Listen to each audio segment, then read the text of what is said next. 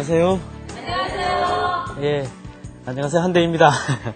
이번 주는 오늘부터는 음수에 관해서 좀 다뤄볼 텐데요.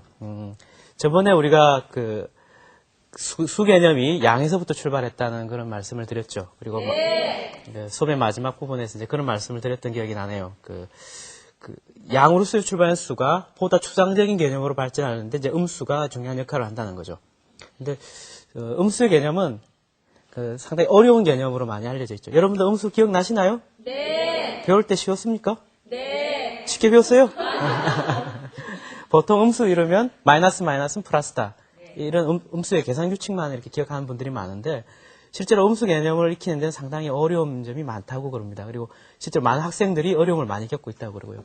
그래서 오늘은 음수가 어떻게 생겨났느냐 그리고 어떻게 발달했는지를 찬찬히 살펴보면서 학생들이 어떤 어려움을 겪는지 이런 문제들을 갖다가 생각해 보도록 하겠습니다. 알고 계신 바와 같이 이제 처음에 수가 만들어질 때는 어떤 구체적인 양을 측정하는 과정에서 생겨났다고 그랬죠. 그러니까 항상 수 개념은 양하고 딱 붙어 다녔던 거예요. 그러다가 이제 음수가 나올 무렵, 그때는 양하고 탈피돼야 되는데, 어느 만큼 우리가 양과 결부되어 있었냐 하면, 수 개념, 무리수 같은 것들이 등장한 게 이제 기원전 왔다 갔다 할 무렵, 그러니까 고대 그리스 시대였는데, 음수 개념이 그리스가 아닌, 그러니까 서구 유럽에서 생겨난 거는 12세기 정도 가야 처음 등장한다고 합니다. 그러니까 그리스 사람들이 수학에 대해서 엄청나게 많은 업적이 있는데도 불구하고 음수를 사용하지 않았던 이유는 그리스 사람들 생각에 양이 아닌 어떤 추상적인 개념을 생각한다는 게 어려움이 있었다는 거죠. 우리가 보통 mc제곱 이렇게 읽죠? 네. c제곱 이렇게 읽잖아요. c제곱이라고 보통 읽는 제곱이나 세제곱이라는 기호를 보시면 이렇게 c제곱 이렇게 읽는데 이 제곱이란 말을 영어로 쓰면 어떻게 됩니까? 기억나세요? 스퀘어라고 하죠. 이렇게 ed까지 붙여서 세제곱은 우리나라 말 세제곱은 큐브드 이렇게 이름이 붙어져 있다고 그래요. 왜 이름이 붙어져 있느냐? 그러니까 C제곱 이러면 한글하고 영어하고 섞어서 좀 이상하죠. 그러니까 C 스퀘어 이렇게 읽어야 된단 말이에요. 그러니까 스퀘어이라고 읽는 이유가 제곱하면 2하고 관련된 그런 영어가 나와야 될 것 같은데 이상하죠. 3하고 관련된 거 나와야 될 건데 큐브 어쩌고 그러니까 왜 그러냐 하면 한 변의 길이가 C인 사각형의 넓이가 제곱이라는 거예요. 이게 C제곱이라는 거죠. 그러니까 제곱이라는 게 넓이, 스퀘어, 한 넓이를 구하는 것. 세제곱은 여기가 C를 되면 부피가 세제곱 되죠. 그러니까 세제곱 됐다는 이야기는 부피를 구했다는 거고 부피를 나타내는 큐브를 만든 부피를 구했다. 이런 의미에서 쓰인다는 거예요. 그러니까 영어에서도 제곱이나 세제곱이라는 말을 아직도 양과 관련해서 사용하고 있다는 거죠. 이게 그리스 시대부터 수 개념은 항상 양과 결부되어서 생각됐고 사용됐기 때문에 양의 개념을 벗어난 수 개념을 생각하는 게 대단히 어려웠다는 겁니다. 근데 이제 중국 같은 경우에는 이제 한 1세기 정도의 음수 개념이 처음 등장한다고 그래요. 인도 같은 경우에는 한 7세기 정도의 문헌에 음수 개념이 등장하는데, 그때나 그 이후에 이제 서구 유럽에서 11, 12세기쯤에 음수 개념이 등장하는 거는, 그러니까 없다라는 것보다 더 작은 어떤 값을 생각했던 그런 상황이 아니었고, 양이 아닌 어떤 이상한 것을 생각한 게 아니었고, 뚱딴지 같게, 엉뚱하게도 방정식을 푸는 과정에서 음수가 필요했다고 그래요. 그래서 방정식을 푸는 과정에서 왜 음수가 필요했는지 그 부분을 우리가 한번 생각을 해보겠습니다. 방정식 이러면 어머님들 아버님들 잘 기억이 안 나시죠? 네. 방정식이라는 걸 쉽게 말하면 모르는 항이 들어있는 어떤 수학식이에요. 예를 들어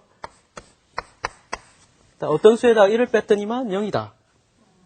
어떤 수인지 모르는데 거기에다 1을 뺐더니만 없어져 버렸다. 이럴 때 식으로 나타내면 이렇게 쓸 수가 있겠죠. 이런 걸 미지수 x가 들어있는 식을 방정식이라고 그래요. 방정식을 푼다는 말은 이 x의 값을 알아내는 것이죠. 그리고 그 값을 말할 때는 방정식의 근 혹은 방정식의 해 이렇게 불러요. 그럼 한 번 더 해봅시다. 어떤 수에다가 2배를 해서 했더니만 3이 됐다. 그럼 식으로 쓰면 2x는 3. 이 x하고 x 좀 다르죠? 네. 이거는 그냥 모른다는 x 이렇게 그냥 쓴 거고 수학에서는 이렇게 x를 이렇게 소문자로 이렇게 예쁘게 쓰죠. 관례상 이렇게 쓰는 겁니다. 그러면 이 x를 구하면 얼마가 되죠? 2분의 3. 여기다 2분의 3 집어넣으면 알 수 있잖아요. 여기 1 집어넣으면 0이 되고. 그러면 이런 방정식도 생각해 볼 수 있을까요? 어떤 수에다가 1을 더했더니만 0이 됐다. 혹은 어떤 수에다가 어떤 수에 2배를 한 걸 뺐더니만 어떻게 됐다. 이런 식으로 생각할 수 있을까요? 네. 생각 정말 할 수 있어요? 아니, 뭐에다가 뭘 더했더니만 없어지는 그런 양이 있습니까? 지금 마이너스 개념이 만들어지는 단계 이야기니까요. 그러니까 양의 세계만 생각하면, 우리가 양이라는 게 이런 물체를 생각한다면, 이게 하나가 있는데, 여기다 뭐가 있었는데, 거기다 하나를 더 더했더니만 없어졌다는 게 말이 안 되는 거죠. 그래서 이런 계산은 사실 그 방정식 풀이 과정에서 등장하긴 하지만, 현실적인 의미를 찾아보자면 상당히 어려운, 그러니까 만들기가 어렵다는 것이죠. 예, 그렇다면 어떤 문제 때문에 이 음수가 등장하게 됐는지 이제부터 살펴봅시다. 어떤 문제냐 하면, 약간 퀴즈 같은 거예요. 영수가 가진 게 철수가 가진 것보다 2개가 더 많다. 그리고 철수가 가진 거에다가 2배를 해도 여전히 하나가 더 많다. 이런 문제가 있다고 합시다. 이런 문제를 이제 그냥 풀려면 상당히 수수께끼죠. 영수가 철수보다 하나 더 많다는데, 또 2배에서 뭐가 또 어떻다는데 이게 상당히 어려운데, 얘를 문자로 표현해서 방정식으로 표현해내면 아주 간단한 상황이 돼요. 그러니까 영수가 가진 걸 x라고 하고 철수가 가진 걸 y라고 하면 2개 더 많다고 그랬으니까 이 식이 되죠. 그 다음에 철수가 가진 거에 2배를 해도 여전히 2배를 해서 빼도 여전히 1이 더 많다는 거죠. 자, 이 방정식을 어떻게 푸느냐. 이제 중학교 정도 학생들이 이 방정식 다 잘 풀 수가 있을 텐데, 풀이 과정을 가만히 살펴보면 어떤 일이 벌어지는지 보겠습니다. 이 식으로부터 x는 y 더하기 2가 되죠. 그죠? 네. 그 다음에 이 값을 여기 x 자리에다 집어넣어요. 그럼 어떤 일이 벌어지느냐. y 더하기 2 마이너스 2y가 1이에요. 그래서 y에서 2y를 뺄 수가 있다면 만약에, 지금 우리는 뺄 수 있는지 없는지 모르지만 만약에 있다고 한다면 어떤 결과가 나오냐면 2 마이너스 y가 1이 되잖아요. 네. 자, 그렇다면 y가 이제 1이 됐는데 x는 얼마가 됩니까? 2요? x가 얼마였죠? y에다가 2를 더한 값이죠. 그러니까 x는 3이 나왔네요. 자, 1과 3이 되는지 확인해 봅시다. 3에서 1을 빼면 2. 1에다가 2배를 하면 2죠. 3에다가 2를 빼니까 1. 두 식을 만족하죠. 그러니까 철수가 가지고 있었던 게 이제 하나가 되고 영수가 가지고 있던 게 3개. 이렇게 풀 수가 있어요. 정확한 답이 나왔는데 이때 중간에 어떤 계산이 있었냐면 얘에서 얘를 빼는 계산이 있었죠. 그러니까 그러니까 크기 개념이나 개수 개념, 양과 결분시켜서 생각을 한다면 이 계산은 성립하지가 않는 거죠. 하나 있는 것에 2개 뺄 수 없잖아요. 그런데 뺄 수 있다고 치고 계산을 했더니만 맞는 결과가 나왔다는 거예요. 신기하죠? 아무 의미를 줄 수 없는 계산이었는데 이걸 가지고 해봤더니만 좋은 결과가 나왔다는 거예요. 이게 이제 11세기, 12세기 그러니까 근대 유럽이 이제 막 유럽 사람들이 방정식을 연구하는 과정에서 생겨난 문제예요. 그러니까 음수 개념을 갖다가, 그러니까 뭔지는 잘 몰랐죠. 양도 아닌 어떤 것이니까 뭔지 잘 몰랐는데 이렇게 방정식을 계산하는 과정에서 자꾸 등장을 하는데 그 계산을 갖다 받아들이면 어려운 방정식들이 자꾸 풀리는 거예요. 그러니까 이제 쓸 수밖에 없겠죠. 문제 푸는데 막 사용을 하게 됐는데 그렇다고 해도 이게 뭔지 잘 모르는 거잖아요. 그전에는 그러니까 그리스 시대 이후로 계속해서 수와 양은 같은 것으로 생각했는데 이게 양이 아니라는 거예요. 0이라는 건 아무것도 없는 거잖아요. 0보다 더 작은 걸 어떻게 생각할 수 있느냐. 이런 이제 혼란을 겪게 되는 거죠. 그 와중에 이제 우리도 잘 알고 있는 그 파스칼 같은 유명한 사람도 이렇게 말을 했다고 합니다. 나는 0에서 4를 빼면 0이 남는다는 것을 이해 못하는 사람들도 있다는 것을 알고 있다. 예, 이게 무슨 말이냐. 0은 아무것도 없는 거죠. 아무것도 없는 것에서 4를 빼면 여전히 아무것도 없겠죠. 그러니까 0에서 뭘 빼도 역시 0인데 그걸 어떻게 뭐라고 할 수 있느냐. 이렇게 파스칼의 이제 혼란을 겪은 거죠. 이것뿐만이 아니라 그 음수와 관련해서는 많은 이상한 일들이 생겨나기 시작합니다. 자, 우리가 양의 그 크기 개념으로 알고 있는 유리수, 분수 개념으로 생각하면 2분의 1과 4분의 1은 같은 거죠. 2분의 1을 b로 표현해 보면 어떻게 됩니까? 1대 2. 예, 기준을 뒤에다 쓰죠. 그러니까 뒤에 게 큰 거고 앞에 게 작은 거죠. 역시 이게 2대 4. 역시 앞에 게 작고 뒤에 게 크죠. 그런데 마이너스 3분의 2 하고 3분의 마이너스 2 같은 값이죠. 마이너스 3분의 2로 다 같은 값이에요. 음수를 받아들인다면 그럼 이 식을 비로 나타내면 어떻게 됩니까? 2대 마이너스 3이 마이너스 2대 3 이렇게 되죠. 이건 앞에 게 커요, 뒤에 게 커요? 이건 앞에 게 커요, 뒤에 게 커요? 이게 말이나 돼요? 똑같은 비인데 하나는 앞에 게 크고 하나는 뒤에 게 커요. 이게 말이 안 되죠. 이상하죠. 이런 일이 벌어지는 데다가 이제 오늘 이야기할 주요 내용인 이 식을 한번 가만히 생각을 해봅시다. 우리가 이 곱하기를 어떻게 한다라는 것에 관해서 우리가 어떻게 알고 있냐 하면 2 곱하기 3이 왜 6인가요? 그러니까 2가 이렇게 3번 있는 거죠. 그러니까 2가 3묶음 있다, 혹은 2가 3번 있다, 아니면 요만큼 길이가 되는 걸 이렇게 3배 늘렸다. 뭐 여러 가지 의미로 이제 곱하기가 설명이 되는데 이 마이너스 1이라는 걸 가만히 살펴보면 0보다 더 작은 거죠. 있는 것보다 더 작은 거잖아요. 그게 뭘까? 생각하기는 어렵죠. 하지만 있다고 칩시다. 있다고 치고 곱하기를 하는데 있는 것보다 더 작은 만큼 번을 하거나 묶음을 하거나 배를 했다는 거예요. 그랬더니 결과가 뭐다? 신기하죠. 없는 것보다 더 작은 것에 없는 것보다 더 작은 묶음을 했더니만 있는 게 생겼잖아요. 이게 없는 세계에서 새로운 세계를 만들어낸 말도 안 되는 그런 이야기처럼 느껴지시죠? 이것처럼 그러니까 음수를 갖다가 이렇게 받아들이면 그러니까 그 개념 자체가 없는 것보다 더 작은 어떤 것이기 때문에 생각하기 어려워요. 생각하기 어려울 뿐만 아니라 그걸 받아들인다고 하더라도 우리가 양의 수, 그러니까 양수들, 그 크기와 관련된 수에서 알게 된 계산 규칙을 적용시키면 이상한 해석들이 등장한다는 거예요. 그러니까 그 이전에 유리수나 그 자연수에서 알게 됐던 그런 성질들을 확장시켜서 적용할 때 뭔가 모순이 생기고 충돌이 생기는 거예요. 그래가지고 이제 수학자들이 막 고민을 하게 된 거예요. 아까도 말씀드렸지만 방정식을 풀 때는 쓸모가 있죠. 결과가 좋은 답이 나온단 말이에요. 그런데 설명을 하자면 또 설명이 안 되는 거예요. 그래가지고 이제 수학자들이 막 이래저래 고민을 하면서 이 음수의 개념을 갖다 합리화시키려고 이제 시도를 해요. 첫 번째 시도는 뭐냐면, 그 음수에다가 현실적인 모델을 갖다 찾아보려고 시작하는 거죠. 우리도 잘 알고 있는 빚을 진다든가, 아니면 이렇게 수평선 밑에 있다든가, 건물의 지하라든가, 뭐 이런 식의 방향 개념을 도입해가지고 이제 음수의 개념을 주려고 시도를 하게 돼요. 그러니까 그 이득을 본 게 1이라고 합시다. 그리고 손해를 본 것을 마이너스 1이라고 생각을 하는 거예요. 그러면 이득 한번 보고 손해 한번 보고 그럼 이제 0이 되겠죠. 그래서 이득의 개념이나 이제 손해의 개념을 가지고 생각하면 그 음수 개념도 이제 방향과 함께 결부가 되면서 설명이 되고 그러니까 0이 기준을 여기다 잡으면 1이 있고 반대 방향으로 마이너스 1이 있다. 이렇게 설명이 되는 거죠. 그다음 계산도 1 더하기 이제 마이너스 1 계산이 이제 0이 된다든가 마이너스 2가 마이너스 4가 된다든가 설명이 되죠. 두 번 빚지고 또 빚졌으니까 4개 빚진 거다. 이렇게 설명이 되는데 이건 설명이 되는데 이건 또 설명하기 또 어려워져요. 한 번 빚진 다음에 또 한 번 빚을 어떻게 졌다는 거죠? 그랬더니만 이득이 생겼다는 거 아니에요. 이 곱하기 같은 경우는 설명하기가 좀 어려운 상황이 되죠.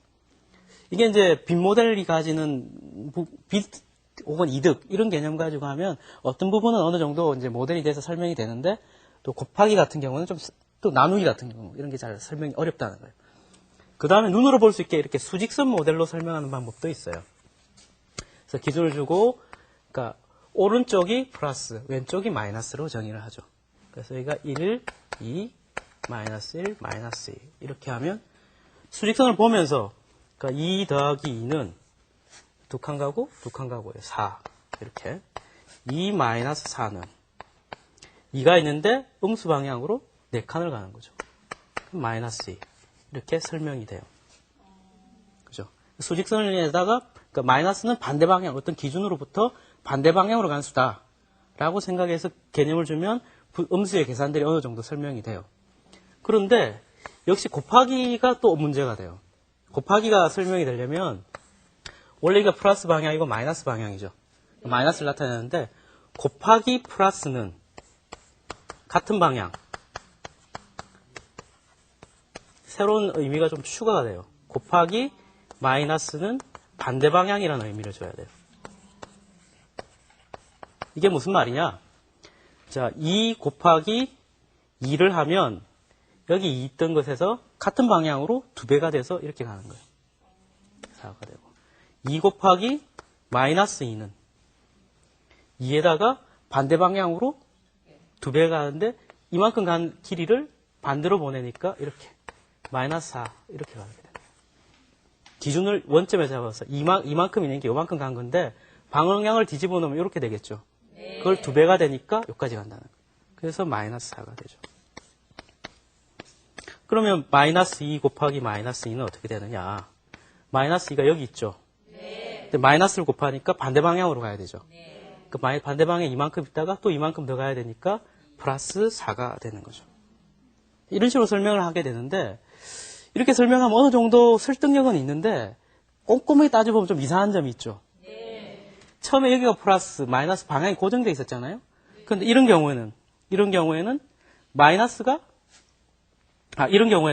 여기 있다가 이쪽으로 가는 게 또 마이너스죠. 그러니까 마이너스라는 게 이거 플러스였다가 마이너스 방향으로 바뀌게 되는 거죠.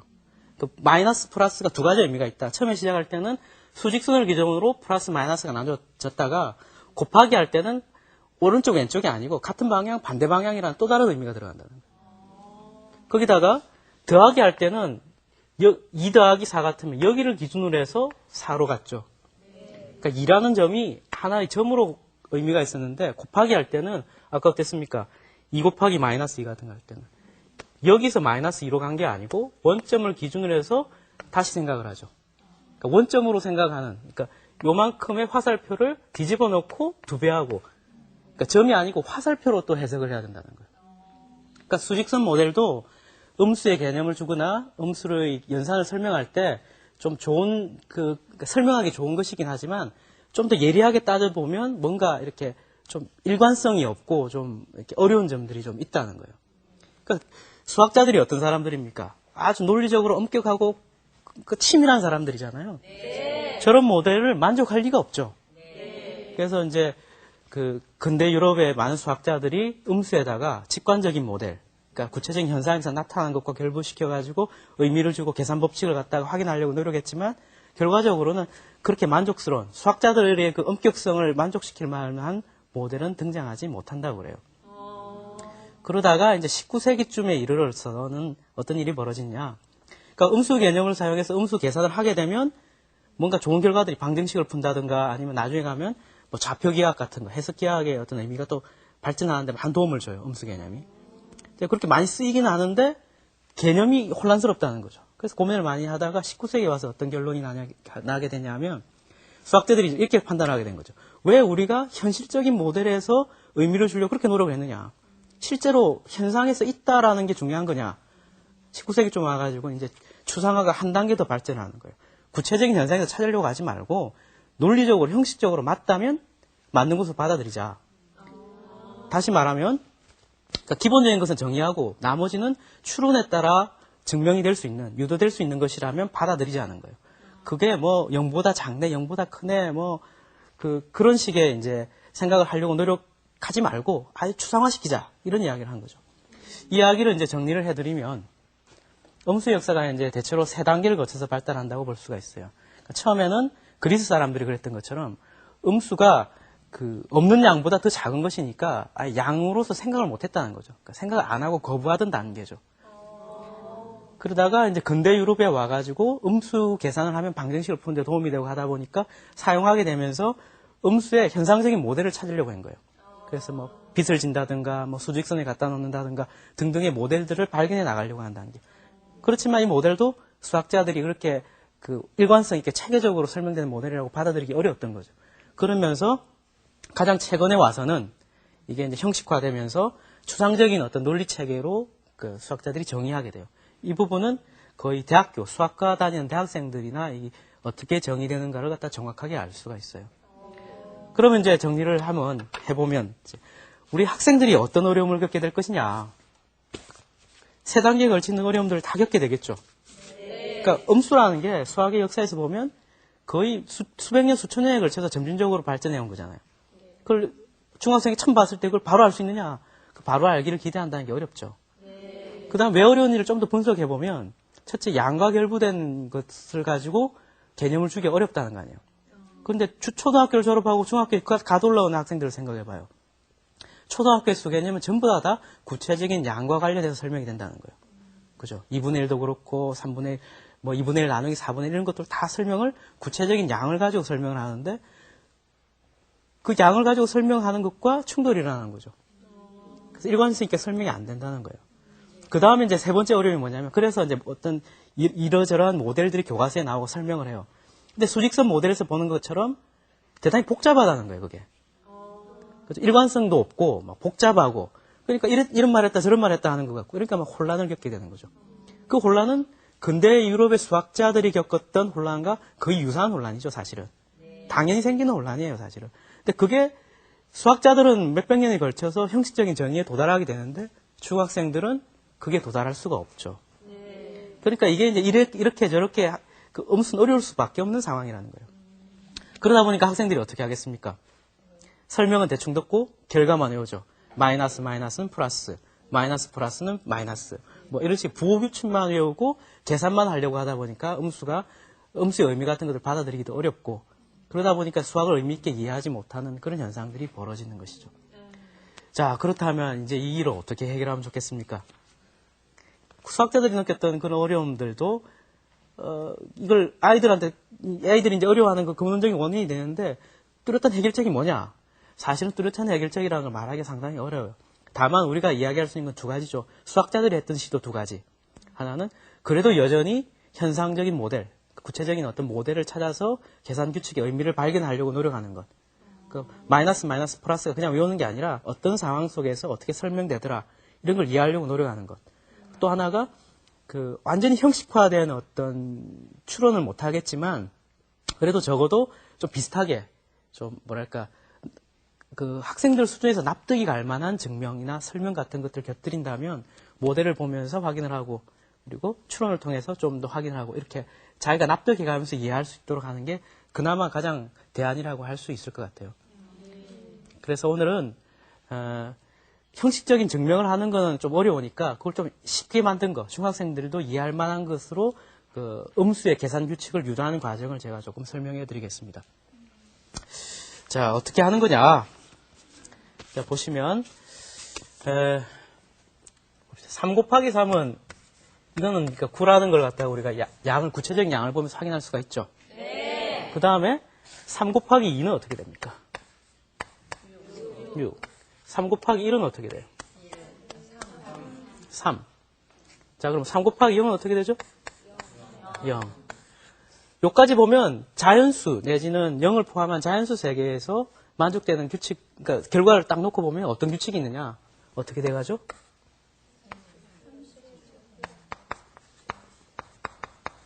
삼씩 줄어든다는 걸 알 수 있죠. 네. 그러면 3 곱하기 마이너스 1은 어떻게 하면 좋을까요? 3개가 더 적은 거니까 마이너스 3으로 보는 거죠. 물론 이 3이라는 게 0보다 3 작다라고 이제 생각을 해야 되는 거죠. 네. 그럼 3 곱하기 마이너스 2는 마이너스 6 이렇게 되는 거예요. 그러면 마이너스 1 곱하기 3은 어떻게 되느냐? 이게 마이너스 1이 뭔지 생각할 필요 없이 마이너스 1이라는 걸 한 덩어리라고 생각하는 게 그냥 뭐가 3개 있다는 거죠. 그러니까 결과는 마이너스 3. 물론 마이너스 1 곱하기 4는 마이너스 4 이렇게 되겠죠. 마이너스 1 곱하기 2는 마이너스 2. 마이너스 1 곱하기 1은 0을 곱하면 0이 된다는 건 누구나 다 알고 있죠. 그죠?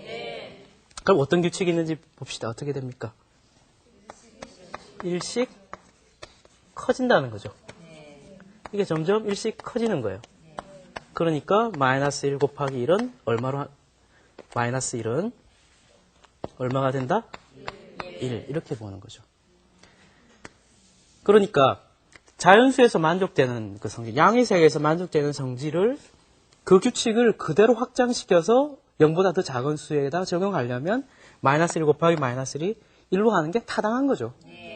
가치 증가하고 가치 줄어드는 이 규칙을 만족해야 되니까. 그러니까 이게 마이너스 1이 뭐냐? 이게 중요한 게 아니고 자연수에서 성립되는 규칙을 그보다 더 확장된 수 개념까지 적용시키려면 어떻게 하는 게 좋으냐? 이렇게 약속하는 게 좋다. 이렇게 되면 그나마 학생들이 이게 마이너스 1 곱하기 마이너스 1이 그냥 막 되는 게 아니고 어떤 합리적인 어떤 이유가 있구나라고 납득할 수가 있을 거라는 거예요. 지금 중학교 교과서를 보시면 예전 방식보다 훨씬 더 세련된 좋은 모델들이 많이 등장을 해요. 그래서 아까 빌리고 받고 하는 그런 것에서 좀 더 발전한 거, 수직전도 좀 더 발전한 거, 이런 것들이 있으니까 부모님들께서 그 내용들을 보시면서 계산 규칙이 어떤 식으로 설명이 되는 건가, 그런 것도 좀 확인해 보시고, 되게 어려워요. 그러니까 설명하기 왔다 갔다 하니까 어렵잖아요. 뭐 마이너스 방향 갔다 플러스 방향 갔다 왔다 갔다 어려운데, 그런 상황에서 나름대로 규칙을 모델과 결부시켜서 이해하려고 노력하는 거 하나 하고, 또 하나는 방금 보여드린 것처럼 어떤 우리가 알고 있는 사실에서부터 규칙을 이용해서 이렇게 유도를 해 나가면 그렇게 될 수밖에 없다는 그런 필연성 같은 거, 이런 것들을 좀 더 결부시켜서 이해시킨다면 그나마 학생들이 그 마이너스의 계산, 그러니까 음수의 계산 같은 것들을 좀 더 의미 있게 받아들일 수가 있을 것 같아요. 자, 오늘은 그래서 음수의 역사가 어떻게 되느냐. 처음에 수가 양에서부터 출발했다. 크기에서부터 출발했다는 데서 시작해서 그리스 사람들이 왜 음수를 쓰지 않았느냐. 그리고 그럼에도 불구하고 음수가 등장하게 된 이유는 뭐냐.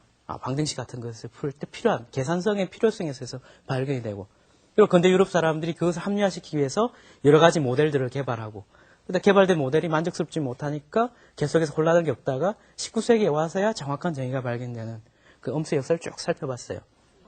그러니까 그 역사에서 확인되는 것은 아이들이 그와 유사한 어려움을 겪을 것이다. 모델을 이해하는데도 어려울 것이고, 개념을 처음 도입하는 것도 좀 혼란이 있을 것이고, 그리고 계산 규칙을 이해하는 것도 어려울 것이다. 라는 충분히 이해가 되잖아요.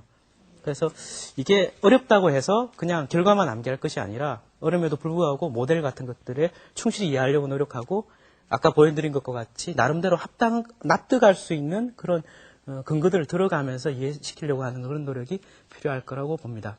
학생들하고 같이 교과서를 한번 펼쳐보세요. 거기 보면 막 풍선이 날아다니고 막 여러 가지 모델들이 막 등장을 해요. 모델이 한 개가 아니고 여러 개 등장할 수도 있고요. 교과서부터마다 조금씩 달라요, 요즘은. 그래서 그런 모델들이 왜 나왔는지, 그런 모델 상황에서 음수를 계산하는 것이 어떻게 설명되는지, 이런 것들을 학생들하고 찬찬히 이렇게 좀 이야기하시면서 같이 이해하려고 노력하시고, 그래도 이해가 안 되면 아까 제가 보여드렸던 거 짠 하고 보여주시면서 자연수에서 만족되는 것들을 그대로 만족시키기 위해서는 이럴 수밖에 없다라고 하는 그런 것까지 설명해 주시면 좋을 것 같아요. 예, 그러면 오늘 음수에 대해서는 이 정도로 마치겠습니다. 감사합니다.